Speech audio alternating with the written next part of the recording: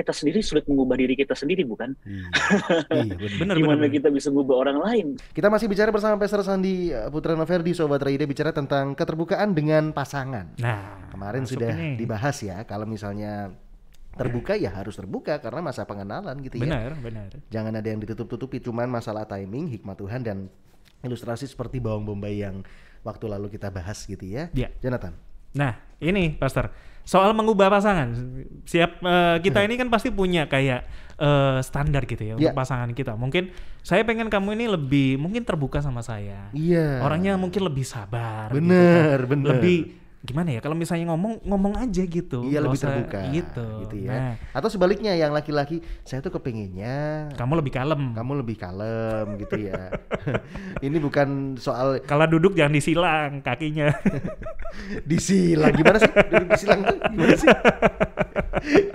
Kalau perempuan kan terserah. Pokoknya ini mengubah pasangan gitu. Mengubah ya. pasangan. Mengubah pasangan. Nah ini. Nah, lebih baik di masa pengenalan atau saat pernikahan, Pastor Sandi? Ini juga bingung ya. Kadang-kadang orang nggak bisa dirubah Tan kalau sudah menikah. Di masa pengenalan lah kita harus menyamakan frekuensi. Kalau bisa kita rubah pasangan ya kita rubah. Kan ada juga yang bilang kan mengubah pasangan itu bukan tugas kamu gitu kan. Iya. Ya? Iya juga. Ada yang bilang kayak gitu. Bener nggak tuh Pastor Sandi? Gimana tuh? Wah, ini menarik banget sih.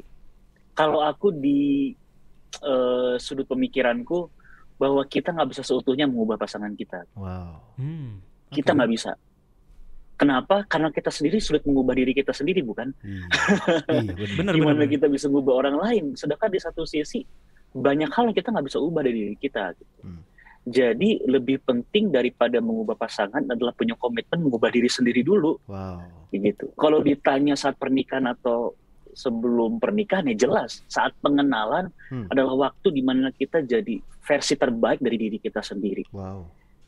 Nah, namanya juga mau menikah kan. Jadi bukan waktunya lagi untuk ngurusin, wah aku harus mengubah dia. Aku harus buat dia menjadi orang yang lebih sabar, jadi orang yang lebih rendah hati, dan lain sebagainya. Gak usah pikirin itu dulu gitu. Pikirin bagaimana kita bisa merubah diri kita sendiri. Diri kita sendiri dulu. Kita bisa jadi orang yang lebih sabar, murah hati, baik hati. Ya buah-buah roh lah, itu kan standar karakter kekristenan kan. Bagaimana kita bisa menghidupi buah-buah roh itu dalam kehidupan kita. Kan nggak mungkin. Kalau kita minta orang sabar, kitanya belum sabar. Kita minta pasangan kita bisa menguasai diri, kitanya belum mampu untuk menguasai diri dengan baik. Gitu. Nah, jadi jauh lebih penting daripada sibuk mengubah pasangan, adalah bagaimana kita bisa mengubah diri kita sendiri. Tetapi bukan berarti hal itu nggak dimungkinkan ya, untuk kita bisa menjadi pasangan yang bertumbuh bersama-sama. Karena aku yakin, kalau kita sepadan, kita seimbang, gitu sebagaimana firman Tuhan katakan, kita bisa saling bertumbuh sama-sama, grow sama-sama, berkembang sama-sama, kayak gitu. Nah, ketika kita jalin hubungan dengan prinsip yang sepadan, seimbang gitu, artinya punya kesamaan bobot, punya kesamaan kedewasaan, kesamaan iman gitu ya. Kita bisa menyediakan ruang atau suasana yang bisa challenge pasangan, challenge satu sama lain gitu. Misalnya ada kelebihan dari si A gitu ya. Aku melihat dia sabar, ya aku juga pengennya jadi orang lebih sabar gitu. Terinspirasi di situ. Wah, aku lihat dia murah hati. Aku pengen belajar dia murah hati gitu. Nah, pertanyaannya adalah sudahkah pasangan ini saling menginspirasi satu sama lain? Gitu. Banyak kita terinspirasi sama orang di luar gitu. Oh, aku terinspirasi sama influencer ini, sama orang ini gitu. Tapi seharusnya orang yang paling dekat dengan kita dong, orang yang kita pengen ajak serius dalam pernikahan. Seharusnya inspirasi itu datang dari orang-orang itu. Gitu. Nah, itu bisa terjadi ketika kita sudah punya komitmen pribadi untuk bisa mengubah diri sendiri. Minta bantuan Tuhan, minta kekuatan Tuhan dan kuasa Tuhan.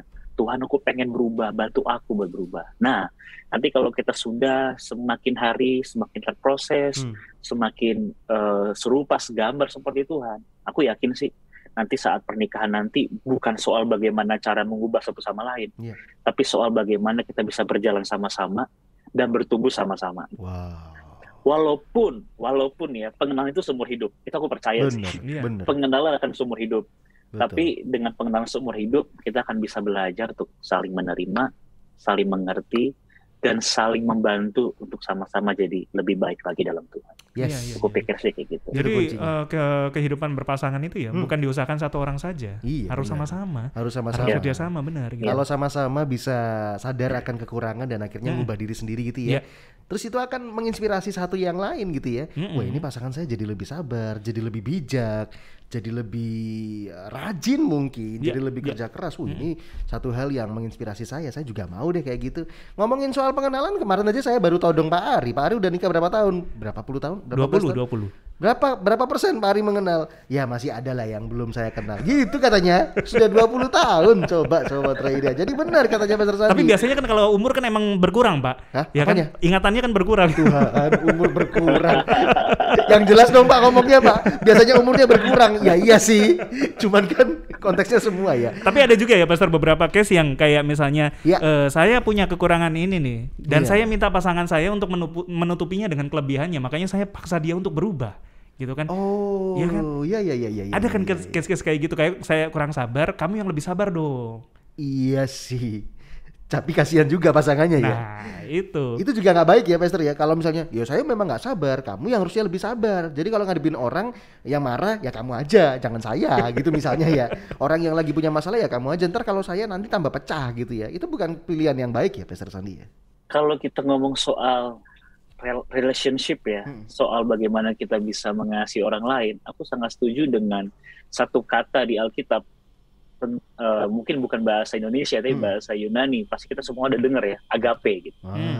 Agape kan, kasih yang tulus, kasih yang tanpa meminta timbal balik gitu. Jadi nggak ada istilahnya gini, aku udah sabar, kamu dong harus lebih sabar. Aku udah ngalah, kamu dong sekarang harusnya ngalah. Nggak ada. Agape akan selalu belajar untuk terus memberi tanpa meminta balasan. Terus belajar untuk mengalah tanpa meminta imbalan dari orang lain. Jadi istilahnya gini, aku sayang kamu, aku mengasihi kamu, bukan soal apa yang bisa kamu lakukan buat aku. Tapi aku mengasihi kamu karena Tuhan sudah mengasihi aku. Makanya aku mau lakukan yang sama buat kamu. Gitu. Walaupun berat ya, aku yakin dengerin ini, aduh, gak mungkin bisa kayak gitu. Memang manusia kita nggak mungkin gitu. Tapi kalau kita sudah merasakan kasih Tuhan yang seperti itu, kayak kadang-kadang aku gagal, aku jatuh dalam dosa, tapi Tuhan masih sabar sama aku sampai detik ini. Masa aku nggak bisa sabar sih sama pasanganku? Tuhan sudah melayaniku, membantuku sampai detik ini, ngalah sama aku gitu. Ibaratnya kayak gitu ya bahasa sehari-harinya. Masa aku nggak bisa ngalah sih pasanganku gitu. Jadi intinya kalau kita sudah mengerti konsep agape seperti ini, wah hubungan tuh pasti akan lebih indah deh. Tapi bukan berarti ini jadi kayak menyepelekan introspeksi diri untuk berubah ya, enggak gitu. Tetap harus introspeksi diri, tetap harus berubah. Tapi yang aku selalu percaya bahwa agape, kasih yang tulus nggak pernah gagal. Aku yakin itu. Kalau kita terus menabur kasih yang murni, kasih yang tulus, kasih yang tanpa syarat, kasih yang benar-benar mau memberi, aku akan ngalah, aku akan sabar, aku akan tetap untuk mengasihi kamu, mengampuni kamu gitu istilahnya ya. Aku percaya bahwa kuasa Tuhan akan bekerja dan mengubahkan kehidupan orang yang terima kasih itu. Aku sih percayanya seperti itu konsepnya. Memang berat tapi dimampukan oleh kuasa Tuhan. Aku yakin gitu. Luar biasa. Ini pesan buat kita ya, yang sedang ada dalam proses pengenalan Sobat Traida. Ya masih banyak lah ya pendengar yang sedang ada dalam proses pengenalan gitu ya. Dasarnya harus kasih. Kalau memang ada yang kurang dari diri kita ya kita ubah. Kalau memang ada pasangan yang perlu kita nasihati ya kasih masukan supaya mereka juga bisa berubah gitu ya. Tapi fokusnya pada perubahan diri sendiri dulu, introspeksi diri sendiri dulu ya, atas dasar kasih. Kalau misalnya ini Pastor Sandi, kasus yang terjadi sering adalah, bahkan yang kemarin saya sempat angkat juga, kita baru kelihatan melihat jeleknya pasangan ketika sudah menikah. Bukan jeleknya misalnya naruh anduk di kasur, bukan sesimpel itu ya, bukan ya. Atau mungkin lampu nggak dimatiin, bukan juga Sobat Traida. Tapi ini jelek yang karakternya, atau mungkin juga ternyata dia prinsip hidupnya kayak gini ya, nggak sesuai banget sama aku. Ternyata waktu pengenalan masih pakai topeng dulu ya. Iya benar. Nah kalau gitu gimana cara menyelesaikannya, Pastor? Kan udah terikat nih ya. Terikat bukan hanya dengan cincin, bukan, tapi dengan janji di depan Tuhan lagi ya kan. Gimana tuh Pastor? Iya, berat sih. Aku yakin itu berat banget ya kalau ada yang mengalami seperti itu. Tetapi kalau kita bisa untuk berbagi, di sini bukan berarti saya mau menggurui ya gitu, karena kita masing-masing juga masih belajar dalam Tuhan. Tapi yang kita bisa belajar dari firman adalah menerima, mendoakan, dan terus berbuah. Menurutku itu 3 kata kunci yang bisa kita ambil sih. Wow. Kalau ada yang menghadapi situasi seperti itu. Menerima, mendoakan, dan terus berbuah. Maksudnya apa? Kenapa sih harus menerima? Karena memang sudah menikah, sudah dipersatukan dalam Tuhan. Dan ketika ketidakcocokan terjadi, ketika hal-hal yang mungkin begitu mengagetkan kita ya, dalam arti saya nggak nyangka ternyata dia orangnya seperti ini gitu. Kalau kata Jonathan, topengnya baru terbuka gitu, aslinya seperti apa. Ya nggak ada pilihan lain. Sebagaimana Tuhan terima kita harus belajar menerima pasangan kita gitu, karena kita sudah dipersatukan dalam Tuhan. Nah, setelah menerima bukan berarti kita terus mau dia seperti itu terus kan. Nggak boleh kan gitu. Karena memang kasih yang sesungguhnya bukan sekedar kasih yang sekedar menerima. Tapi kasih yang menolong orang untuk keluar, untuk mengeluarkan orang itu dari lubang dia yang gelap gitu. Jadi bukan untuk menerima apa adanya, tetapi kita nggak rela untuk dia jadi apa adanya gitu. Kita mau dia juga ikut bertumbuh gitu ya. Nah, itulah penting untuk kita bisa doakan terlebih dahulu. Bawa dalam doa, bawa dalam hubungan dengan Tuhan secara pribadi gitu. Aku pernah menyaksikan ini di salah satu film sih. Mungkin Jonathan sama Nathan tahu, ada film War Room judulnya. Film rohani. War Room. Mungkin Sobat Bahtera Yuda yang pernah nonton pasti tahu ya. Yaitu kisah tentang seorang istri yang mendapati suaminya selingkuh gitu.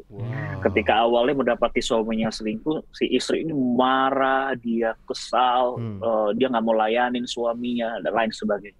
Tapi hal itu nggak membuat suaminya berubah gitu, malah tambah buruk gitu kan. Sampai akhirnya istrinya nggak ngerti harus gimana lagi. Dia ketemu dengan salah satu mentor rohani dan diajarkan, kalau kamu menghadapi peperangan seperti ini, lawan dengan peperangan spiritual. Masuk ke kamarmu, berdoa di sana. Dia mulai doa secara pribadi, dia mulai bangun diri dia, baca firman, di kamar-kamarnya ditulis ayat-ayat yang menguatkan dia gitu ya. Dan setiap hari dia lakukan itu. Sampai akhirnya ketika suaminya pulang, suaminya kaget. Kok melihat istriku itu berbeda gitu. Kok dia nggak marah, tapi dia tetap bisa melayaniku, dia tetap bisa mengasihiku gitu. Di satu sisi juga suaminya mendapati bahwa istrinya tahu ternyata bahwa dia selingkuh gitu. Suaminya tambah bingung, loh dia tahu aku selingkuh tapi kok dia masih bisa gitu sama aku. Sampai akhirnya suaminya tahu bahwa ternyata istri bisa seperti itu karena istrinya berdoa dan berbuah. Nah, ini konsep ketiga ya. Jangan lupa berbuah. Berbuah dalam arti kita bisa mempraktikkan apa yang kita mengerti tentang firman Tuhan. Kan firman Tuhan juga ngomong kan, hendaklah terangmu bercahaya di depan orang, supaya orang melihat perbuatanmu yang baik dan memuliakan nama Tuhan. Terang kita bercahaya, kita berbuah, dan orang memuliakan Tuhan karena perbuatan kita. Itu kan. Artinya dengan kita berbuah dan jadi terang, kita sedang membuka kesempatan untuk orang lain berjumpa dengan Tuhan karena melihat kehidupan kita. Jadi bayangkan kalau misalnya si pasangan gak mau berubah. Dalam konteks tadi film tadi, si istri gak mau berubah. Mungkin si suami gak pernah lihat perjumpaan dengan Tuhan, gitu ya. Karena lihat istrinya aja gak berubah gitu. Tapi karena lihat istrinya berubah, mencerminkan kehidupan Kristus gitu. Ada kesempatan besar untuk suaminya berjumpa dengan Tuhan secara pribadi. Dan ini tinggal tunggu waktu. Ya memang ini gak mudah sih, aku yakin ini gak mudah, ini butuh proses. Tapi sebagai orang percaya kita harus yakin apa yang kita tabur dalam Tuhan pasti akan kita tuai. Amen. Kita akan menuai kalau kita gak jadi lelah. Kita tetap konsisten, tetap andalkan Tuhan. Memang berat rasanya, tapi minta bantuan Tuhan. Tapi kalau kita belajar terus menerima, bangun hubungan sama Tuhan dalam doa, terus berbuah. Yang menabur dengan mencucurkan air mata, akan menuai dengan sorak-sorai. Dalam nama Tuhan Yesus pasti diubahkan. Amin. Luar biasa ya. Itu film yang menginspirasi banget ya, Sobat Roida. Jangan nontonnya tuh layangan tebal terus Sobat Roida. Ganti, udah nggak zaman ya, ganti. Udah selesai itu. Pak, udah selesai. Ya kan ada orang yang masih nonton juga. Ada season 2 nggak sih? Aduh, masih dicari lagi season 2-nya Pastor Sandi. Masih dicari Pastor Sandi. Ada juga kok di bioskop baru juga ada, namanya Garis apa? Oh, Indonesia punya ya? 2 garis merah, Pastor. Produsernya sama. Oh bukan dong. Bukan. Itu namanya positif COVID. Reaktif katanya. Reaktif. Iya luar biasa. Itu ya Sobat Roida, pesan dari Pastor Sandi. Pertanyaannya sudah kita sampaikan gitu ya. Nggak gampang memang, bahkan kita yang nanya pun kita bayangin ini pasti susah banget ya ngadepin pasangan. Dan mungkin ada satu tips lagi ya Pastor ya, jangan anti untuk konseling sama konselor gitu ya, atau sama mentor kita ya Pastor.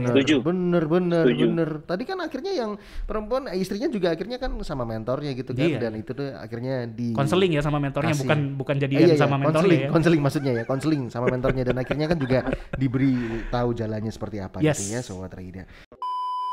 Jangan hanya sekedar di kamar dan berdoa, Tuhan datangkan orang itu depan mataku. Ya nggak bisa dong. Saya di kamar tapi pakai aplikasi dating, Pastor. You are listening to